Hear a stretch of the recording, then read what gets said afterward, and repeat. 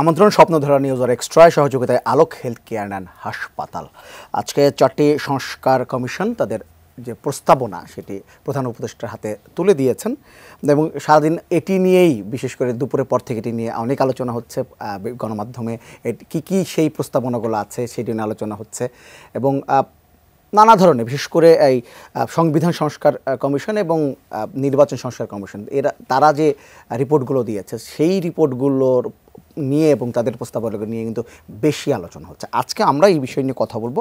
আমাদের আজকের আলোচনার বিষয় সংস্কার।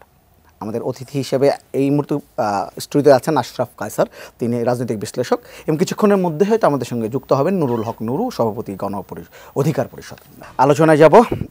একদম প্রথমে যে আমাদের শিরোনামটি ছিল দেশের সাংবিধানিক নাম পরিবর্তনের সুপারিশ করা হয়েছে, জনগণতন্ত্রী বাংলাদেশ। কেমন লাগছে নতুন নাম? ধন্যবাদ।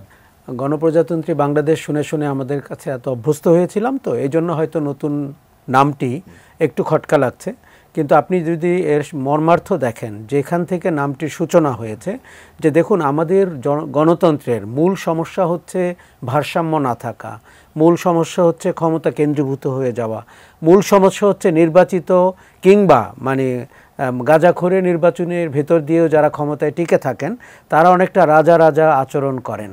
এই জন্য প্রজা ব্যাপারটির মধ্যে একটি ওরকম গন্ধ পাওয়া যায়। কাজেই গণপ্রজাতন্ত্রী জায়গায় যদি জনগণতন্ত্রী বাংলাদেশ হয়, আমার মনে হয় মর্মার্থের জায়গা থেকে আমরা তো বলতে চাই যে জনগণ হচ্ছে রাষ্ট্রের ক্ষমতার মালিক এবং জনগণই হচ্ছে এই সর্বময় ক্ষমতার অধিকারী। সেই অর্থে নামটি কিন্তু আমার কাছে খারাপ লাগছে না। তবে আরেকটি জিনিস আপনি খেয়াল করবেন যে ইংরেজিতে কিন্তু আগে যা ছিল সেটিই রয়েছে। আমরা শুধুমাত্র অনুবাদের ক্ষেত্রে আরেকটু ফোকাসড, জনগণ কেন্দ্রিক, প্রো পিপল অনুবাদের চেষ্টা করেছি। আরেকটা জায়গায় যদি বলে, সংবিধানের যে মূলনীতিগুলো আছে তার মধ্যে 3টি বাদ দেওয়া হয়েছে। জাতীয়তাবাদ, সমাজতন্ত্র, ধর্মনিরপেক্ষতাবাদ বাদ দিয়ে গণতন্ত্রের সাথে নতুন 4টি যুক্ত করা হয়েছে।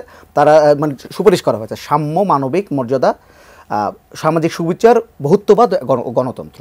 আমি যদি এর মধ্যে ওই ধর্মনিরপেক্ষতা বাদটি বাদ দেওয়া হচ্ছে, আমার মনে হয় যদি বিতর্ক সবচেয়ে বেশি হয় এটি নিয়ে একটা বিতর্ক হতে পারে। এটি নিয়ে হতে পারে, বাকি দুটি নিয়ে কিন্তু আপনার তেমন বিতর্ক হবে না। কেননা আমরা অনেক বছর ধরে বলছিলাম যে সমাজতন্ত্র, জাতীয়তাবাদ, গণতন্ত্র এই খুব কনফ্লিক্টিং এবং আপনি কখনো এগুলো আসলে ঠিক বোঝানোর কেউ ছিল না যে এই 4টি বা 3টি একই রকম শাসনতান্ত্রিক বা বিরোধপূর্ণ শাসনতান্ত্রিক টাইটেলের কারণটা কি। কাজে আমার মনে হয়েছে ধর্মনিরপেক্ষতা নিয়ে অনেক কথা হওয়া উচিত।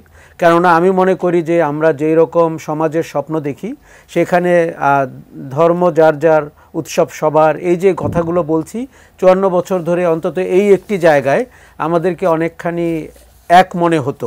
কাজেই ধর্মনিরপেক্ষতা বাদ দেওয়ার সুযোগ দরকার ছিল কিনা আমি প্রশ্ন রাখছি, কিন্তু বাকি দুটি কিন্তু রিডান্ডেন্ট হয়ে গেছিল গণতন্ত্রের কাছে। কাজেই আমরা যদি তার জায়গায় যে 4টি নতুন যুক্ত করেছি, বিশেষ করে বহুত্ববাদ, এখন আপনি যদি বহুত্ববাদে সামাজিক সাম্য, ন্যায় বিচার এগুলোকে যুক্ত করেন, সেটি বরঞ্চ আমাদের সংবিধানকে আরও বেশি প্রকাশ করার, বিশেষায়িত করার অথবা জনগণের অধিকার বুঝে নেওয়ার যে ক্ষেত্রটি সেটিকে অনেকটা প্রাঞ্জল করবে। আচ্ছা, যদি এই বিষয়গুলো আছে, এই বিষয়গুলো সাধারণ মানুষকে হয়তো খুব একটা ভাবা পায় না, এটা হয়তো আলোচনার বিষয় বা যারা বোদ্ধা তারা আলোচনা করবেন, কিন্তু সাধারণ মানুষের কাছে যেগুলো বেশি আলোচনা হবে, বিশেষ করে সংবিধান সংস্কার কমিশন দিয়ে যারা যে সুপারিশগুলো দিয়েছে, যে প্রধানমন্ত্রী পদে সর্বোচ্চ 2বার থাকতে পারবেন একজন, এটি কিন্তু অনেক আলোচনা বিষয় এবং রাজনৈতিক দলের সাথেও কিন্তু একটা মতবিরোধ তৈরি করবে কি আপনার কেমন হয়? দেখুন আমরা দেখেছি কেউ বলেছেন 4বারের প্রধানমন্ত্রী, কেউ বলেছেন 3বারের প্রধানমন্ত্রী। তাদের এক ধরনের লজ্জা শরমও ছিল না, বিশেষ করে 4বারের যিনি, যে শেষ 2বার উনি অথবা শেষ 3বার উনি কিন্তু ঠিক নির্বাচিত প্রধানমন্ত্রী না। কেননা আমাদের এক ধরনের অনির্বাচিত সরকার মনে হয়েছে। আর এরকম করে যেটি হয়, দেখুন আমরা দেশে ফ্যাসিজম দেখেছি, ফ্যাসিবাদ দেখেছি, কিন্তু উনি দলেও কিন্তু তাই ছিলেন, সংসদীয় দলেও তাই ছিলেন। কাজেই আমরা যে গণতান্ত্রিক রাষ্ট্রের স্বপ্ন দেখি তার একটা স্তম্ভ বা বড় স্তম্ভ কিন্তু গণতান্ত্রিক রাজনৈতিক দল। কাজে আপনি যদি ওঠেন একক ব্যক্তির কর্তৃত্ব স্থাপিত হয়, তাহলে কিন্তু দলটিও বিকশিত হতে পারে না, সংসদীয় ব্যবস্থাও বিকশিত হতে পারে না। আপনি খেয়াল করে দেখবেন যে আমাদের বড় দুটি দলে, বিশেষ করে আওয়ামী লীগে যেহেতু যেহেতু টানা 15 বছর ক্ষমতায় ছিল, এক ধরনের রাজতান্ত্রিক ব্যাপার পেয়ে বসেছিল। মানে অনেকটা রাজদরবারে যেমন হয়, রাজারা চাইলে আপনাকে মোহর দিয়ে দিতে পারেন, উনি পূর্বাচলে প্লট দিয়ে দিতে পারেন, উনি আপনাকে নিউ ইয়র্কে নিয়ে যেতে পারেন, উনি আপনাকে প্রেস মিনিস্টার করে দিতে পারেন। একটা রাজতান্ত্রিক ব্যাপার, মানে কোনো নিয়ম নাই, মানে সরকার ব্যবস্থাপনার কোনো নিয়ম নাই। কাজে সেই জায়গায় দুবারের বেশি প্রধানমন্ত্রী হবেন না। আমার ধারণা এটি অত্যন্ত জনপ্রিয় দাবি, এবং যেই দল যখন বিরোধী দলে থাকে তারা এই দাবি সমর্থন করেছেন। এমনকি যারা সম্প্রতি পালিয়ে গেছেন তারাও একসময় এইসব দাবির সাথে ছিলেন। এখন আমার মনে হয় এটি নিয়ে সমস্যা হবে না। আরও কতগুলো যুগান্তকারী কথা বলা হয়েছে, যে আপনি দেখুন 50 জন এমপি যেভাবে নির্বাচিত হচ্ছিলেন, এটি অত্যন্ত লজ্জাজনক, ন্যাক্কারজনক হচ্ছিল। তাদেরকে কারা মনোনীত করছিলেন, কারা পুরস্কৃত করছিলেন, এ নিয়ে বাজারে অনেক কথা শোনা গেছে। সেই জায়গায় যদি আপনি 100 জন নির্বাচিত, সরাসরি ভোটে নির্বাচিত হয়, আমার ধারণা যে নেতৃত্ব প্রকাশের একটি বড় জায়গা তৈরি হবে। নারী নেতৃত্বের কথা আমি বলছি। দ্বিতীয় হচ্ছে আপনার দ্বিকক্ষ বিশিষ্ট পার্লামেন্ট। আপনি যদি উচ্চ কক্ষ আর নিম্ন কক্ষের দিকে তাকান, দেখুন আমাদের যে গণতান্ত্রিক রাজনৈতিক ব্যবস্থা, যেভাবে নির্বাচনটি হয়, আমরা যতই সুন্দর সুন্দর কথা বলি, বাস্তব অবস্থা তো ভিন্ন। সেখানে যারা নির্বাচন করতে পারবেন না, তারা যদি উচ্চকক্ষে মনোনীত হয়ে আসেন, এটা অন্তত ভালো হবে। আমরা ভালো অধ্যাপক, সাংবাদিক, লেখক, শিল্পী, বুদ্ধিজীবীদের দেখতে চাই। গত 15 বছরে যারা ফ্যাসিজমের অংশ হয়েছিলেন, এই ধরনের বুদ্ধিজীবীদের আমরা দেখতে চাই না। কারণ যারা তাদের মাথা বিকিয়ে দিয়েছিলেন, সাহস বিকিয়ে দিয়েছিলেন, এবং তারা ভাবছিলেন পৃথিবীর শেষ সরকার এটি। কাজেই উচ্চকক্ষ, নিম্নকক্ষ, ভালো ব্যবস্থা, মহিলাদের সরাসরি ভোটে নির্বাচিত হওয়া, ভালো ব্যবস্থা, এমনকি তরুণদের ভোটাধিকার, আপনি জানেন প্রার্থী হওয়ার অধিকার 21 বছরে নিয়ে আসা হয়েছে 25-এর চেয়ে। আগামী নির্বাচনে বা আগামী সরকারে এমনও তো হতে পারে 21 বছর বয়সে একজন প্রধানমন্ত্রী হতে পারেন বাংলাদেশের, যদি বাংলাদেশের রাজনীতি সেই দিকে যায়। কাজে আমরা মনে করি যে এই সংস্কার প্রস্তাবনাগুলো অনেকটা র্যাডিক্যাল, কিন্তু অনেকটা যুগোপযোগী, এবং বিগত শাসন আমলগুলোতে যেই সমস্যাগুলো আমরা দেখেছি তার বিপরীতে সম্ভাবনা তৈরি করছে। এই যে দ্বিকক্ষ বিশিষ্ট সংসদের কথা বলা হচ্ছে, এমনিতে আমরা 350 জন এমপিদের সামলাতে মানুষের এক ধরনের ঘাম ছুটে যেতে, এবং তাদের নিয়ে যে অভিজ্ঞতা, এই টানা অনেক বছর ধরে অভিজ্ঞতা, এক ধরনের খুব একটা ভালো অভিজ্ঞতা নয়। সেখানে দুই কক্ষে প্রায় 505 জন সংসদ প্রতিনিধি থাকবেন, তাদের সামলাতে কি অবস্থা হবে? আসলে সংখ্যাটি বড় বিষয় না। আপনি যদি ডিসিপ্লিন এবং যাদের নৈতিক বোধ আছে, যাদের বিবেক আছে, যারা অসৎ হবেন না, ক্ষমতার অপব্যবহার করবেন না, এমন 1000 জনকে আপনি সামলাতে পারেন। কিন্তু আপনি খেয়াল করে দেখুন, প্রতিবার আমাদের 10 জন এমপির নাম মুখে আসে, তারা কেউ নারায়ণগঞ্জে থাকেন, কেউ লালবাগে থাকেন, তাদেরকে নিয়ে কিন্তু 300 জনের মধ্যে সবচেয়ে বেশি আলোচনা হয়। কাজেই দুষ্টু এমপি কম হলে আপনি দেখতে পাবেন যে 500 জনকে আপনি সামলাতে পারবেন। আরেকটা জিনিস হচ্ছে যে আমরা তো গণতান্ত্রিক রাষ্ট্রের কথা বলি, কাজে সেখানে জনগণের প্রতিনিধি যত বেশি হবে তত কিন্তু আপনার একটা ক্ষমতা বিকেন্দ্রীকরণ হবে, এবং আপনি দেখবেন যে মানুষের মধ্যে রাজনৈতিক অধিকার বোধ প্রকাশের একটা জায়গা তৈরি হবে, নেতৃত্ব প্রদানের একটা জায়গা তৈরি হবে, দলের ভেতরে আপনি ভিন্নমত প্রকাশ করার সুযোগ তৈরি হবে। আমরা কিন্তু দেখেছি যে অর্থ বিল ছাড়া আপনি যে কোনো কিছুতে দলের বিরুদ্ধে মত প্রকাশ করতে পারবেন, যেটি 70 অনুচ্ছেদ নিয়ে এত কথা হচ্ছে। কাজে এই চর্চাগুলো গণতন্ত্রকে বিকশিত করবে, এবং আমার ধারণা সঠিকভাবে প্রবাহিত হলে রাজনীতিকেও বিকশিত করবে। এবং নির্বাচন ব্যবস্থা সংস্কার কমিশন তারা কিন্তু একটি সুপারিশ করেছে, সেখানে তারা বলছেন যে সংসদ সদস্যরা যেসব বিশেষ সুবিধা পেতেন তা বাতিলের সুপারিশ করেছে। এটি করলে আপনার মনে হয় কতটা? আমি মনে করি এটি খুব জরুরি। দেখুন, আমি একটা ব্যাকগ্রাউন্ড বলি। বাংলাদেশে রাজনীতি একটা প্রফিট সেন্টার, বাংলাদেশে রাজনীতি একটা বিনিয়োগের জায়গা। কেননা আপনি 1 কোটি টাকা বিনিয়োগ করলে 100 কোটি টাকা পান। পৃথিবীতে এইরকম উর্বর কোনো ক্ষেত্র আর নাই। আমরা শেয়ার মার্কেটে টাকা খেয়ে ফেলে দরবেশরা, আমরা ব্যবসা থেকে লোন পাই না, আমাদের একজন ব্রিলিয়ান্ট তরুণ তার বিনিয়োগের জন্য কোম্পানি স্টার্ট করতে পারেন না। কিন্তু যদি আপনি রাজনীতিতে বিনিয়োগ করেন, আপনি যদি গুন্ডাপান্ডা হন, আপনি যদি এক ব্যক্তির নাম বলতে পারেন বুঝে কিংবা না বুঝে, আপনি যদি ওই দলের সদস্য না হয়েও প্রতাপ দেখাতে পারেন ওই দলের সদস্য, এবং সর্বোচ্চ নেত্রী বা নেতার দৃষ্টি আকর্ষণ করতে পারেন, আপনার বাকি জীবন, আপনার 14 গোষ্ঠী আপনি করে খেয়ে যেতে পারবেন। এটি বন্ধ করতে হবে। রাজনীতি বিনিয়োগের জায়গা না, রাজনীতি লভ্যাংশের জায়গা না। কাজেই তখন কিন্তু আপনার শুল্কমুক্ত গাড়ি আনা এটি প্রথমে আপনি বন্ধ করে দিবেন। দেখুন, আমরা বলছি বৈষম্যহীন সমাজের কথা। আমাদের জনপ্রতিনিধিরা যদি বৈষম্যের উদাহরণ তৈরি করেন তাহলে আপনি কি সমাজ করছেন? আরেকটা কথা হচ্ছে যে আপনার যদি কিছু সমাজের জন্য করার অবস্থা থাকে তাহলে আপনি রাজনীতিতে আসেন। এখন ঘটনা কিন্তু উল্টা। আপনি একজন অপরিচিত মানুষ, আপনার কোনো পরিচয় নাই, আপনি বিভিন্ন এলাকায় এমপি হয়ে কিছু গুন্ডামি করে আপনি পরিচিত হয়েছেন। এটি কোনো রাজনীতি চেহারা হতে পারে না। কাজেই রাজনীতি করে যারা এমপি হবেন, মন্ত্রী হবেন, তাদেরকে যতভাবে পারবেন আপনি যদি সুবিধা বন্ধ করে দেন, আস্তে আস্তে আপনি দেখবেন রাজনীতির প্রতি মানুষের আকর্ষণ কমে যাচ্ছে। আমরা যেরকম এই কথাটি মিডিয়ার ক্ষেত্রে বলে থাকি যে মিডিয়াতে বিনিয়োগকে আপনি নিরুৎসাহিত করেন, কেননা মিডিয়াতে এখন বিনিয়োগ করা হয় বিভিন্ন উদ্দেশ্যে।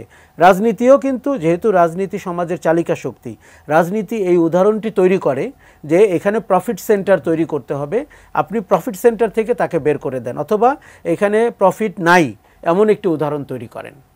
21 বছর নিয়ে একটু আলোচনা করতে। 21 বছর ভোটারদের বয়স, মানে নির্বাচন করতে পারবে, 21 বছর বয়স। আপনি বলছিলেন যে হয়তো আমরা যদি রাজনীতি পরিবর্তন হয়তো 21 বছর বয়সে প্রধানমন্ত্রীও আমরা দেখতে পারি এখানে। এবং একটি নিয়ম রাখা হচ্ছে বা সুপারিশ করা হয়েছে যে রাজনৈতিক দলগুলো যে নিম্ন কক্ষে যে তার নমিনেশন দেবে তার মধ্যে 10% তরুণদের দিতে হবে। এই ব্যাপারটি কীভাবে দেখছেন? বিশেষ করে যদি আমি বলি যে অনেকে হয়তো সমালোচনা করতে পারে যে আসলে এই যে যারা আন্দোলনটি করলো, বৈষম্য বিরোধী ছাত্র আন্দোলন যে বলি বা শিক্ষার্থীরা করলো, তাদেরকে মাথায় রেখে কি এই সংশোধনটা আনা হচ্ছে? আমার মনে হয় অনেক খানিকটা তাই। তবে আমি একটা কথা বলি, ধরেন এই গণ অভ্যুত্থান হওয়ার আগে আমরা তরুণদেরকে কি নামে বিশেষায়িত করতাম? ফার্মের মুরগি, গ্যাজেট প্রিয়, কথা শোনে না, মানে নিয়মানুবর্তিতায় না, এই তো।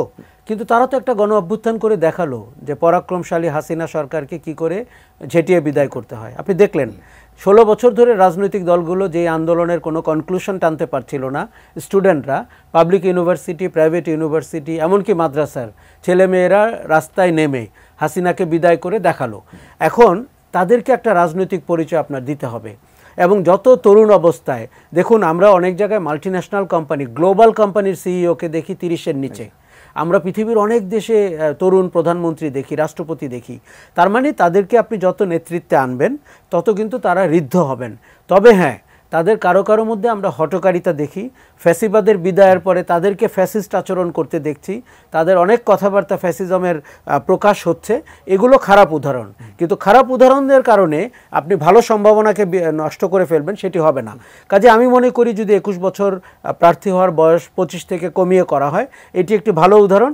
আমরা এবার দেখি রাজনৈতিক দলগুলো তরুণ নেতৃত্ব কি করে খুঁজে বের করেন, এবং যদি 10% পর্যন্ত আপনাকে তরুণদের ভেতরে দিতে হয়, আমার ধারণা একটা বড় প্রতিযোগিতা শুরু হবে সব দলের ভেতরেই, যে আমি কত তরুণতর মানুষকে আমার দলের প্রতীক দিতে পারি। এই যে নতুন রাজনৈতিক দল আসার একটা, শিক্ষার্থীর রাজনৈতিক দল আসার একটা কথা আমরা শুনছি, চলে আসবে হয়তো।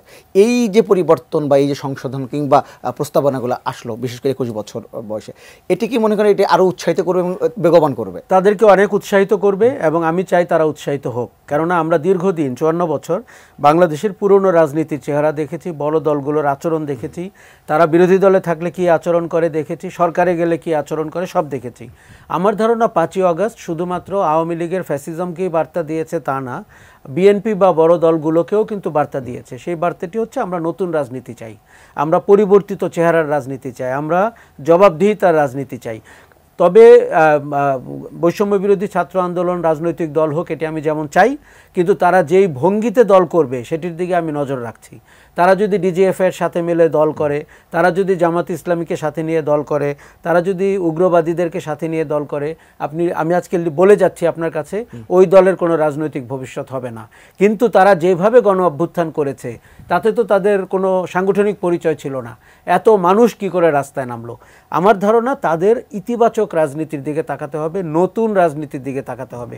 তারা কেউ কেউ ভাবছে, গতকালকে একজন বলেছেন যে শ্রীলঙ্কাতে তো একটি দল ক্ষমতায় চলে গেল যারা এর আগে 3% ভোট পেয়েছিল। আমার মনে হয় এই প্রেক্ষাপট এত দ্রুত মেলানো খুব কঠিন, এটি ডিফারেন্ট প্রেক্ষাপট রয়েছে। আমি চাই আগামী পার্লামেন্টে বৈষম্য বিরোধী বা নাগরিক কমিটির প্রতিনিধিত্ব থাক, এবং তারা যদি দ্বিতীয় সর্বোচ্চ আসন পেয়ে যায় আমি কিন্তু খুব খুশি হব। তবে তাদের এখনই হয়তো সময় হয়নি সরকার পরিচালনা বা নেতৃত্বের জায়গা বা নির্বাচিত হয়ে সরকার গঠন করার। এই ধৈর্য তাদের দেখাতে হবে। তারা যদি তৃতীয় হয় সিগনিফিক্যান্ট ফোর্স হিসাবে বাজারে থাকবে। আচ্ছা, এই যে যেটি আমরা বলছি যে দুবারের বেশি প্রধানমন্ত্রী হতে পারবে না, একজন একই সঙ্গে প্রধানমন্ত্রী দলের প্রধান থাকতে পারবেন না, এবং সেই সঙ্গে এই যে যারা এমপি আছেন তারা দলের বিরুদ্ধে অর্থ বিল ছাড়া দলের বিরুদ্ধে ভোট দিতে পারবেন। এই ব্যাপারগুলোর সঙ্গে বা এই রাজনৈতিক এই কালচারগুলোর সঙ্গে আমাদের যারা এখন রাজনীতিবিদ আছেন, যারা প্রধান রাজনীতি দলগুলো নেতৃত্ব দিচ্ছেন, অভ্যস্ত না, আমরা অভ্যস্ত না। কিন্তু যখন এই সংশোধনগুলো নিয়ে বা পরিবর্তনগুলো নিয়ে, সুপারিশগুলো নিয়ে রাজনৈতিক দলের সঙ্গে আলোচনা হবে, তারা কি আপনার মনে হয় যে এই আলোচনা এই পরিবর্তনগুলো খুব স্বাভাবিকভাবে মেনে নিতে পারবেন? আমার মনে হয় না। আমার মনে হয় যে এই সংস্কার প্রস্তাবনাগুলো আজকে আমরা যত সহজে আলাপ করছি, আগামীকাল যখন রাজনীতিবিদদের সাথে বা তার কয়েক সপ্তাহ পরে রাজনীতিবিদদের সাথে কথা হবে, আপনি কিন্তু অনেক প্রস্তাবনাকে আলোর মুখ দেখবেন না। কেননা তারা কেউ মনে করেন যে এই প্রস্তাবনাগুলো রাজনীতির বাইরের লোকজন করে, এবং যারা পশ্চিমা ধাঁচের গণতন্ত্রের পক্ষের মানুষ, যারা আমাদের উপমহাদেশীয় রাজনীতির ভেতরের চেহারাটা বোঝেন না। দেখুন, আমাদের সমস্যা কিন্তু দলে না, সমস্যা কিন্তু সরকারে না, সমস্যা আপনি এবং আমি। আমরা চাই কি জানেন, একজন ব্যক্তিকে পূজা করতে। একটি দলে একজন মানুষ থাকবে কেন? তাহলে আপনার অনেক সুবিধা হয় ওই ব্যক্তির কাছে চলে যেতে অথবা ওই ব্যক্তির পূজা করতে। তাহলে যেটা হবে, আপনার উদ্দেশ্য হাসিল হয়ে গেল। আমার ধারণা দলের ভেতরে অনেকেই চাইবেন না যে প্রধানমন্ত্রী একজন হবেন, সংসদীয় দলের প্রধান একজন হবেন, বিরোধী দলের প্রধান একজন হবেন, অথবা তার রাজনৈতিক দলের সভাপতি একজন হবেন। এই যে 4, 5, 6টি 10টি মানুষ হয়ে গেলেন, এটিই কিন্তু গণতন্ত্র। কিন্তু আমরা আনফরচুনেটলি ওই গণতন্ত্রের ধারায় নেই, মানসিকভাবেও নেই, সাংগঠনিকভাবেও নেই। কাজে রাজনৈতিক দলগুলো হয়তো কিছুটা প্রতিবাদ করবে যে অনেক চেঞ্জ হয়ে যাচ্ছে। এবং আপনি খেয়াল করেছেন গত 5 মাসে আমরা সরকারের সংস্কার নিয়ে যত কথা বলেছি, তার মনে হয় না 5%ও আমরা রাজনৈতিক দলের সংস্কার নিয়ে কথা বলতে পেরেছি। কাজে এই সরকারটির গঠন করবেন কারা? রাজনৈতিক দল। তার ভেতরে যদি গণতন্ত্রের চর্চা না থাকে, তার ভেতরে যদি জবাবদিহিতা না থাকে, তিনি কি করে দেশে গণতন্ত্র এবং জবাবদিহিতা প্রতিষ্ঠা করবেন? এটি কিন্তু একেবারেই সম্ভব না। কাজে আমার মনে হচ্ছে যে রাজনৈতিক দলগুলো এই প্রস্তাবনাগুলোকে অনেকটাই খোলা মনে নেবেন না, এবং মনে করতে থাকবেন যে বাইরের থেকে আসা কিছু প্রস্তাব, এবং তারা চেষ্টা করবেন এগুলো ঠেকিয়ে রাখতে। মানে আপনাকে মনে হচ্ছে যে এই সংস্কারগুলো, এই সংস্কার নিয়েই কিন্তু রাজনৈতিক দলগুলোর মধ্যে এক ধরনের অবিশ্বাস তৈরি হয়েছে। আপনার মানে রাজনৈতিক দলগুলো ভয় পাচ্ছে সংস্কার নিয়ে। রাজনৈতিক দেখুন, কমফোর্ট জোন ভেঙে গেলে কেউ লাইক করে না। এই যে আওয়ামী লীগের লোকগুলো পালিয়ে গেল, তারা এখনও সামাজিক যোগাযোগ মাধ্যমে বলছে এটা একটা ষড়যন্ত্র ছিল। এখন তারা কিন্তু একবারও বলেনি তাদের অপশাসন ছিল। তারা কিন্তু বলছে না তারা গণহত্যা করেছে। তারা কিন্তু বলছে না তারা $200 মিলিয়ন মতো বিদেশে পাচার করেছে, $1 বিলিয়ন। তার মানেটা কি? তার মানেটা হচ্ছে আমরা নিজের সমালোচনা করতে অভ্যস্ত না। আমরা খুঁজতে চাই যে আমার কমফোর্ট জোনে আঘাত দিবে না এমন সংস্কার। সেটি তো কোনো সংস্কারই না। কাজেই আমার মনে হয় যে রাজনৈতিক দলগুলো যে কারণে এই পরিবর্তনকে সন্দেহের চোখে দেখে, সেটা হচ্ছে যে র্যাডিক্যাল সংস্কার, যেটি তাদের কার্যক্রম পরিচালনার জন্য একটা চ্যালেঞ্জের মতো তারা মনে করেন। তবে আমি তাদেরকে আহ্বান জানাবো, আমরা পরিবর্তিত রাজনীতি খুঁজছি, আমরা জবাবদিহিমূলক সরকার খুঁজছি, আমরা গণতান্ত্রিক নেতৃত্ব খুঁজছি।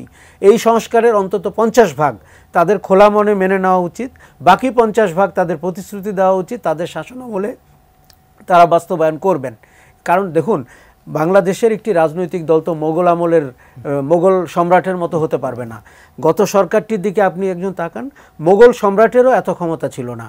শেখ হাসিনার যত ক্ষমতা ছিল, উনি বাংলাদেশকে সকাল দুপুর রাত্রি 3টি রূপে পরিবর্তন করতে পারতেন। উনি বিরোধী দলকে 15 বছর ক্ষমতার বাইরে রাখতে পেরেছিলেন। উনি হাজার হাজার মানুষকে গুম খুন করেছেন, তার কোনো আদালতে বিচার হচ্ছিল না। এই যে ঘটনাগুলো, এটি তো কোনো শাসনেরই উদাহরণ হতে পারে না। গণতান্ত্রিক শাসন তো দূরের কথা। আপনি তো মানে অনেকগুলো পড়েছেন নিশ্চয়ই, যে সংস্কার এখনও তো পুরো সংস্কার যে প্রস্তাবনাগুলো আছে সেগুলো প্রকাশ হয়নি, যা হয়েছে। আপনার কাছে কি মনে হচ্ছে যে কোন ব্যাপারগুলো নিয়ে রাজনৈতিক দলগুলো সবচেয়ে বেশি আপত্তি করতে পারে? দেখুন, এখানে অনেকগুলো বিষয় আছে। আমরা যদি চুলচেরা বিশ্লেষণে যাই, ধরেন 100 জন মহিলা সরাসরি নির্বাচিত হবেন, এই রকম রাজনৈতিক নেতৃত্ব দলগুলোর এখন নাই, এবং তাকে 100টি জায়গায় মহিলা নেতৃত্ব খুঁজে পেতে সমস্যা হবে। তারা নেগোশিয়েট করতে চাবেন, তারা বলবেন 30টি সরাসরি হোক, 20টি মানে মনোনীত হোক, ইত্যাদি ইত্যাদি। তাদের কেউ দুবারের বেশি প্রধানমন্ত্রী হওয়ার স্বপ্ন দেখেন, বিশেষ করে যারা এখন সুবিধাজনক জায়গায় রয়েছেন। এখন তারা হয়তো সেটি নিয়েও কথা বলবেন। 70 অনুচ্ছেদ নিয়ে অনেক কথা হবে। কারণ আপনি জানেন যে হর্স ট্রেডিংয়ের একটা ব্যাপার রয়েছে পার্লামেন্টে। আপনার পার্লামেন্টে অনাস্থা আসতে পারে, সরকার পড়ে যেতে পারে, অনিশ্চয়তার জায়গা তৈরি হতে পারে। তত্ত্বাবধায়ক সরকারের একটি বিধান রাখা হয়েছে এবং সেটির কিন্তু কোনো আয়ুষ্কাল বলা হয়নি, সেটি বলা হয়েছে অলমোস্ট চিরন্তন। সেটি নিয়েও কেউ কেউ কথা বলতে পারে।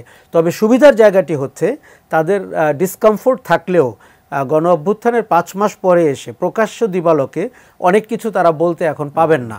কিছুটা লজ্জা পাবেন, কিছুটা ভয়ও পাবেন। এটি একটি সুবিধাজনক সময়। আচ্ছা, আমরা একজন দর্শক আছে, একটা ফোনটা নিয়ে নিই। হ্যালো, আসসালামু আলাইকুম। ওয়ালাইকুম আসসালাম। আপনার নামটি বলে প্রশ্নটি করুন। খসরু বলছিলাম পিরিজপুরের কাউখালী থেকে। জি খসরু সাহেব বলেন। আমার কাউসার সাহেবের কাছে প্রশ্ন, আগে আমরা দেখছি বা জানতাম গণপ্রজাতন্ত্রী বাংলাদেশ সরকার, এই নামটি আমাদের কাছে সুপরিচিত ছিল, প্রচলন ছিল এবং যেটা সাংবিধানিক ধারাবাহিকতায় অব্যাহত ছিল। সেক্ষেত্রে আমার প্রশ্ন যে এখন যে পরিবর্তনটি আসলো, সেই পরিবর্তনটাকে কিভাবে নিচ্ছেন এবং কিভাবে দেখছেন? সেক্ষেত্রে আর একটু প্রশ্ন করি, গণতন্ত্রের জন্য রাজনীতি না, রাজনীতির জন্য গণতন্ত্র, আগামীতে রাজনৈতিক গুণগত কোনো পরিবর্তন বা সুস্থ ধারা রাজনীতি আপনি দেখতে পাচ্ছেন কিনা? পাতান আমাদের সঙ্গে আশরাফ কায়সার তো আছেনই, এই মুহূর্তে আমাদের সঙ্গে যুক্ত হয়েছেন গণ অধিকার পরিষদের সভাপতি নুরুল হক নুরু। আপনাকে স্বাগত আমাদের অনুষ্ঠানে। আমরা দুজন অনেক এই সংবিধান, এই সংস্কার কমিশন যেসব রিপোর্ট বা যেসব প্রস্তাবনা দিয়েছে সেগুলো নিয়ে আলোচনা করছিলাম। এটা আপনার কাছে জানতে চাইব, আপনি নিশ্চয়ই দেখেছেন, এর মধ্যে আপনার কাছে এখন পর্যন্ত প্রস্তাবনাগুলো কেমন মনে হলো? প্রথমে এটির মেলার দর্শকদেরকে, এটি নিউজের দর্শকদেরকে শুভেচ্ছা। দুঃখিত যে ডিলে জয়েন করতে হয়েছে। এইটা হচ্ছে এটা সত্যি যে 5ই অগস্টের পরে এটা কিন্তু একটা প্রবলেম যে ঢাকার যানজট কিন্তু আগের চেয়ে বোধহয় বেড়েছে। সো এইটা কর্তৃপক্ষের নজরে আসা দরকার বোধহয়। এটা আমার এক্সপিরিয়েন্স না, আশরাফ ভাই একমত হবেন। এই 5.5 মাস ধরে আমার কাছে মনে হচ্ছে আগের চেয়ে আরও যানজট বেড়েছে। নিশ্চয়ই এই যানজট বাড়ার পেছনে গাড়ি বাড়ে নাই, হঠাৎ করে ধনীও হয় নাই, কারণ অনেকে তো পালিয়ে গেছেন গাড়িটি রেখে। যানজট কমার কথা, সেটা আরো বেড়েছে, ব্যবস্থাপনা সমস্যা। তো সংস্কার কমিশন অনেকগুলো, 4টা সংস্কার কমিশনের বেশ কিছু সংস্কার প্রস্তাবনা দিয়েছে।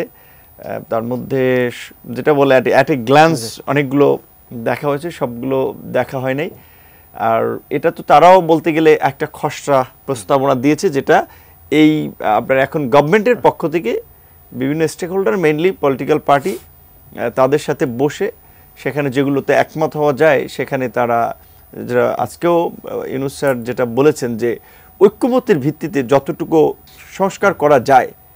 সরকার আগেই বলেছে যে যদি আপনারা একটু বিস্তৃত পরিসরে সংস্কার চান তাহলে আগামী বছরের জুন জুলাইয়ে ইলেকশন, আর যদি নির্বাচন কেন্দ্রিক কিছু সংস্কার চান তাহলে আমরা এই বছরের শেষের দিকে আমরা নির্বাচনটা দিতে পারি। এখন মানুষের প্রত্যাশা কিন্তু যেহেতু এটা একটা মানে অন্যান্য সময়ের মতো ওই রকমের 3 মাসের কেয়ারটেকার গভর্নমেন্টের সময় না, একটা গণ অভ্যুত্থান পরবর্তী অন্তর্বর্তীকালীন সরকার, রাষ্ট্র পুনর্গঠনে, রাষ্ট্র সংস্কারের বিষয়টাই এখানে সকলের কাছে প্রাধান্য বা আলোচিত এবং প্রত্যাশা। সেই জায়গা থেকে হ্যাঁ, সরকার রাষ্ট্র পরিচালনায় গত 5 মাসে যে মানে দক্ষতার পরিচয় দিয়েছে সেটাতে আমরা হতাশ।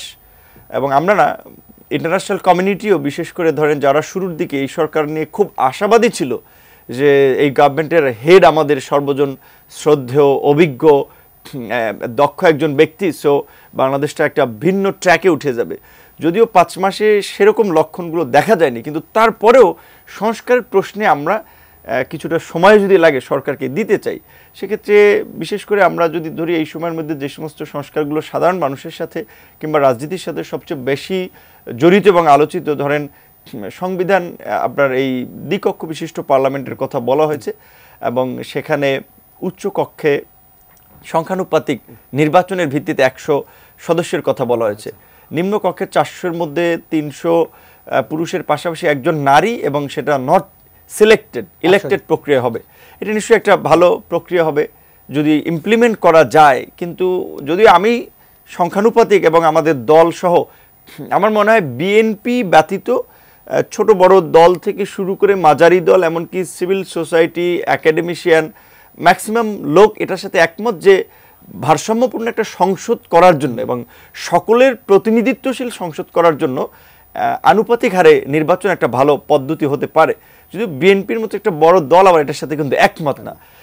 এখন সরকারের কর্মকাণ্ড এবং তাদের সাইকোলজিতে যেটা বুঝি, বিএনপির বিরুদ্ধে যায় কিংবা বিএনপি যেটার সাথে একমত না এমন কাজের হিম্মত সরকার দেখাবে না।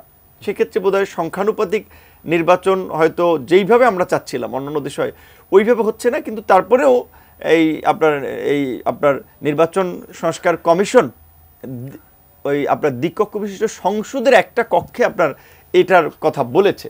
নারীদের ওটা আপনার এখন যেমন সংরক্ষিত আসনে নারী প্রতিনিধিরা যেভাবে নির্বাচিত হয় ওই ফরম্যাটে বোধহয় ওনারা 100 প্রতিনিধির কথা বলেছেন।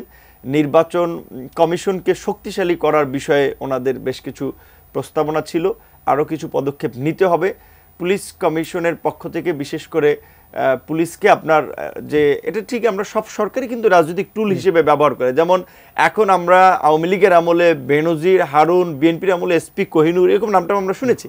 এখন আমি বলতে পারি কি জন্য, কারণ আমি তো কারো কাছে মাথা বিবেক বুদ্ধি বন্ধক রেখে রাজনীতি করি না, কাজে যেটা সত্য সেটা সত্য বলতে হবে।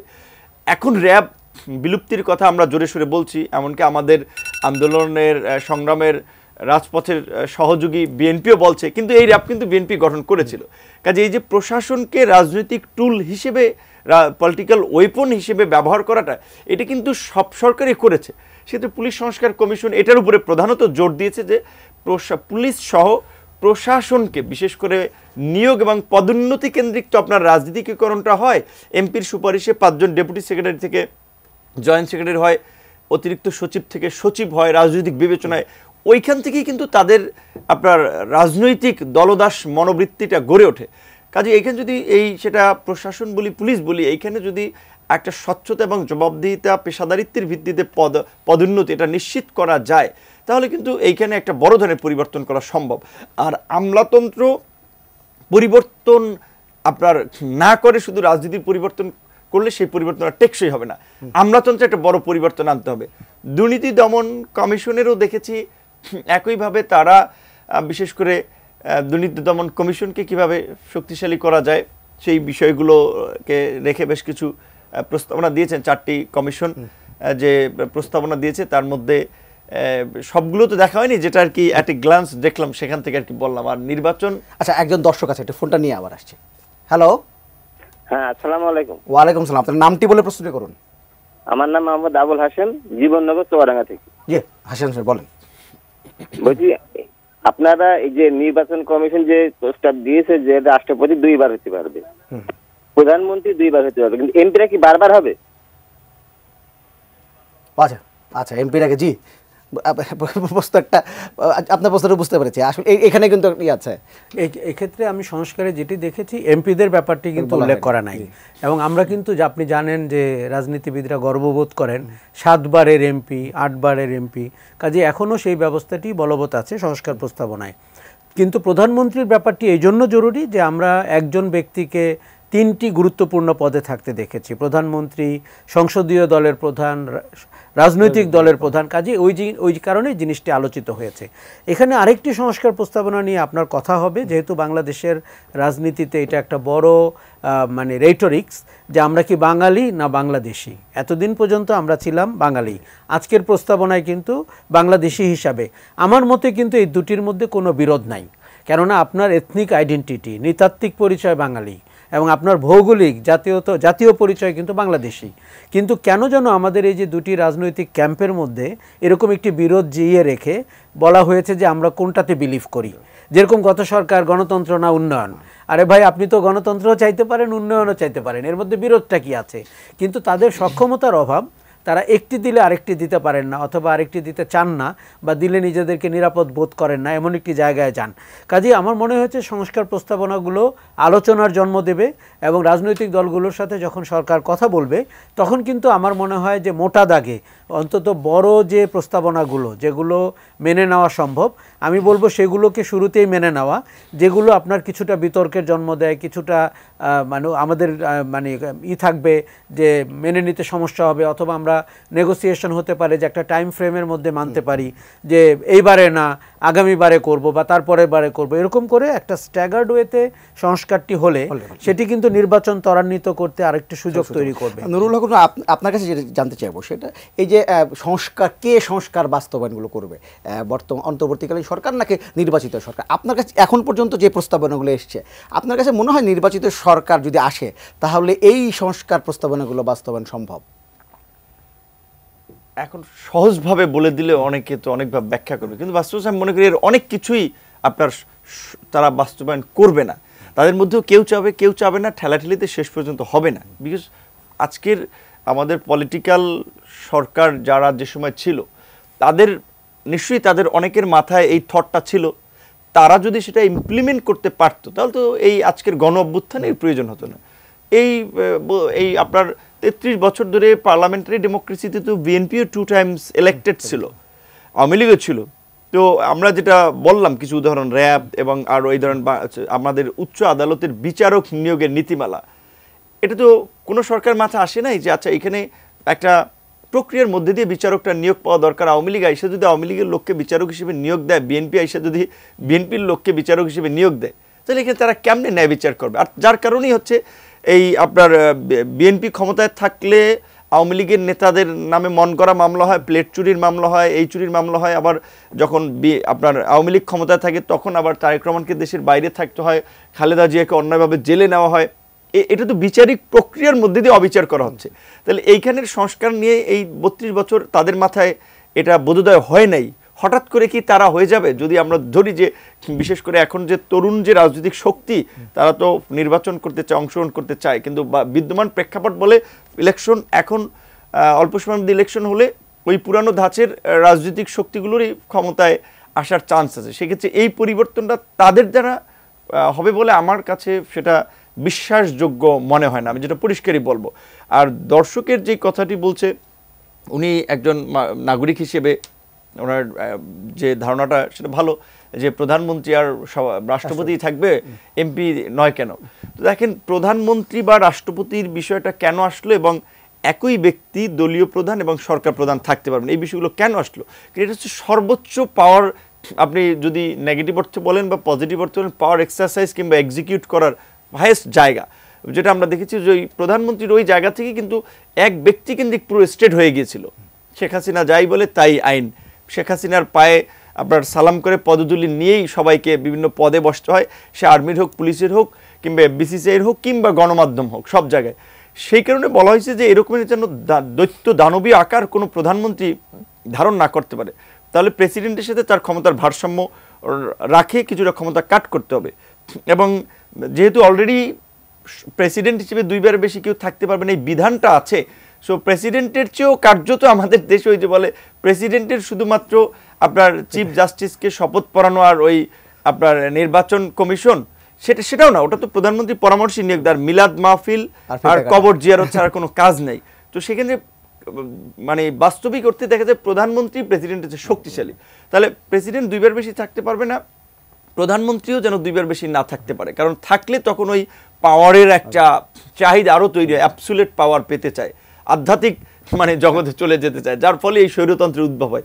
ওই রকম একটা জায়গা থেকে এটা থিঙ্ক করা হচ্ছে। কিন্তু ওটা এমপি একটা লোকাল পর্যায়ে 5-7 বার থাকলে সেটাতে খুব বেশি আহামরি ওই রকমের পাওয়ার এক্সারসাইজ করা, কিংবা লোকাল তো ওই জাতীয় পর্যায়ের কিছু ভোটও হয়, সেখানে অনেক ধরনের প্রতিযোগিতা হয়, সেই সেন্সে সে অতটা ক্ষমতার অপব্যবহার করতে পারে না, যেটা শীর্ষ পদ থেকে পারা যায়। নুরুল হক নূর, আপনাকে জানতে চাই, একদম শেষের দিকে চলে এসেছি।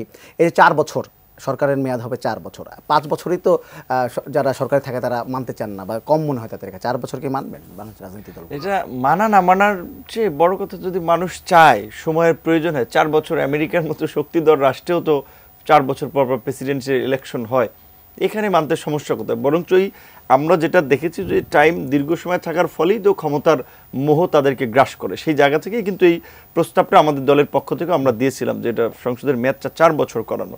এবং আরেকটা বিষয় আপনি লক্ষ্য করেছেন যে এই সংস্কার কমিশন কিন্তু আপনার, যদিও স্থানীয় সরকার বিষয়ক আরেকটা সংস্কার কমিশন আছে, বাট নির্বাচন আপনার সংস্কার কমিশনও কিন্তু এটা মতামতটা দিয়েছে যে জাতীয় নির্বাচনের আগে স্থানীয় নির্বাচন। কারণ হচ্ছে জাতীয় নির্বাচন আপনি দেখেন যে কয়টা জাতীয় নির্বাচন হয়েছে, তারপরে তো লোকাল ইলেকশনগুলো হয়েছে, একটা সিঙ্গেল ইলেকশন দেখাতে পারবেন না যেখানে সরকারের ক্ষমতায় থাকা দলের প্রভাবে যারা প্রতিযোগিতা করেছে হামলার শিকার হয় নাই, মামলার শিকার হয় নাই, কেস মামলা খায় নাই, এলাকা ছাড়ে নাই, এদের পরিস্থিতি তৈরি হয়েছে।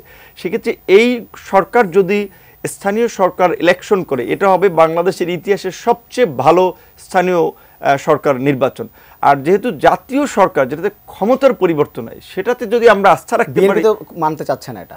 এখন সবকিছু যদি ধরেন বিএনপিকে স্ট্যান্ডার্ড ধরে আপনার জাজমেন্ট করা হয়, তাহলে তো বাকিদের আমার মনে হয় যে মতামতের দরকার নেই। তাহলে বিএনপি কি বলে ওইটা ধরেই বাকি কাজ করা উচিত, যেটা সংখ্যানুপাতিক নির্বাচনের ক্ষেত্রে বিএনপি একমত হচ্ছে না দেখে তারা বাস্তবায়ন করতে পারবে না।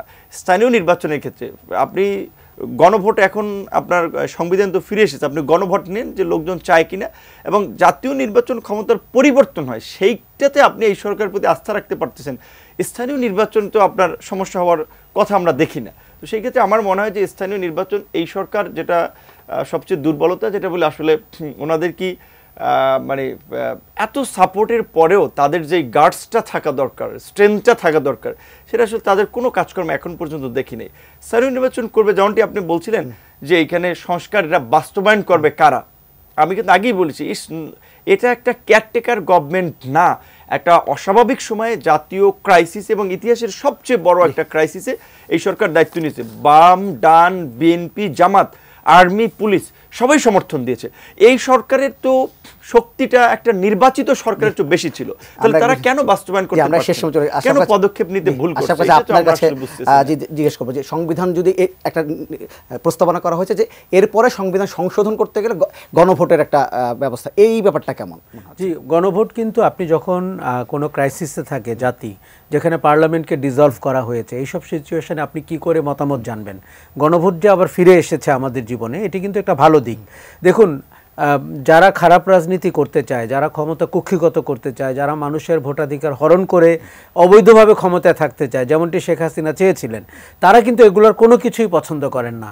তারা পছন্দ করেন উনি রানী মাতা এবং আপনি তাকে প্রজা হিসাবে কুর্নিশ করবেন। কাজে ওখান থেকে কিন্তু আমাদের সমস্যা তো হচ্ছে আমাদের ক্যান্সারাস সিচুয়েশন। এখন আপনারা যে বারবার বলছেন যে জাতীয় নির্বাচন আর স্থানীয় নির্বাচন, সমস্যা তো তা না। এফবিসিসিআই নির্বাচন কি করে প্রধানমন্ত্রী ঠিক করেন, এমসিসিআই নির্বাচন কি করে ঠিক করেন, এফডিসির নির্বাচন কি করে ঠিক করেন? তার মানে আপনি কোথায় হাত দিবেন? নির্বাচনী ব্যবস্থাকেই তো ধ্বংস করে দেওয়া হয়েছে। সেটি রাজনৈতিক নির্বাচন বা স্থানীয় সরকারের নির্বাচন বা জাতীয় নির্বাচন না, কিন্তু এই যে নির্বাচনের প্রতি যে মানুষের একটা ম্যান্ডেট অথবা একটা আস্থা, সেটি শেষ হয়ে গেছে। কাজে এখান থেকে শুরু করতে হলে আপনাকে এরকম র্যাডিক্যাল, ড্রাস্টিক, গেম চেঞ্জিং পরিবর্তনের কথা বলতে হবে। দেখুন, আমরা যদি আবার যেরকম করে নূর বলছিলেন যে আমরা যে সরকারটি যে শক্ত ভিত্তির উপরে দাঁড়ানো, আমরা তো কোথায় আহত হচ্ছি, হতাশ হচ্ছি, তার আচরণে সেই শক্তি দেখতে পাচ্ছি না। এটা তাদের ব্যক্তিত্বের সমস্যা, কারণ তাদের পেছনে যে জনভিত্তি রয়েছে সেটা কোনো রাজনৈতিক দলের অতীতে ছিল না। এই জনভিত্তিতে থেকে আপনি সবচেয়ে কঠিন সিদ্ধান্তগুলো নেবেন এবং জনগণের দিকে তাকিয়ে সিদ্ধান্তগুলো নেবেন। কোনো রাজনৈতিক দল কে ক্ষমতায় যেতে চাচ্ছে বা যাবে সেটি আপনার মানদণ্ড হওয়ার কথা না। আসলে সময় শেষ হয়ে যাবে। দুজনকে ধন্যবাদ আমাদের সাথে যুক্ত হওয়ার জন্য। দর্শক, নিউজ এক্সট্রা আজকের পর্ব থেকে এখানে বিদায় নিচ্ছি। আগামী পর্বে আবারও দেখা হবে। ততক্ষণ পর্যন্ত ভালো থাকবেন, সুস্থ থাকবেন, এটিএনের সঙ্গে থাকবেন।